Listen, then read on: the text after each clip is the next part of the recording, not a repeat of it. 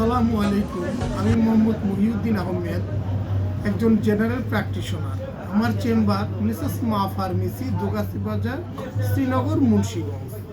আমি এই পেশায় প্রায় 2002 সাল থেকে নিয়োজিত আছি। আজকে আমি একটি বিষয় আলাপ করব।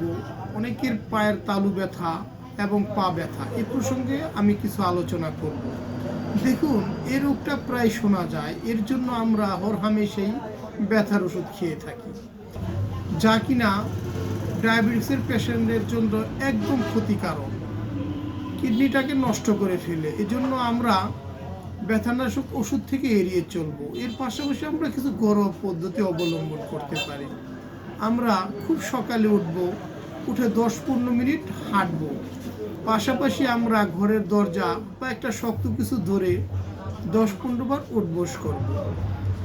পাশাপাশি আমরা ক্যালসিয়াম জাতীয় ওষুধ খেয়ে দেখতে পারি।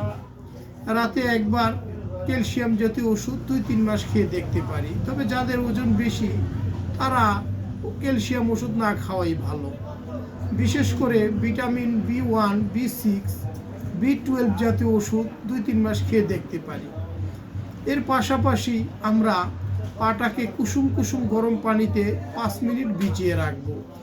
পাটা উঠিয়ে পা মুছে একটি ক্লোফেনাক জেল জাতীয় মালিশ করে হট ব্যাগ দিয়ে পাটা আবার 4-5 মিনিট সেক দেব। এতে আরাম পাবো ইনশাল্লাহ। এরপরও যাদের বেশি সমস্যা বা কিছু সমস্যা মনে করেন, তারা আমার স্ক্রিনে দেওয়া নাম্বারে আমার সাথে যোগাযোগ করতে পারেন এবং একজন অর্থোপেডিক ও বাত ব্যথা রোগ বিশেষজ্ঞ দেখিয়ে নিতে পারেন। ধন্যবাদ। আসসালামু আলাইকুম।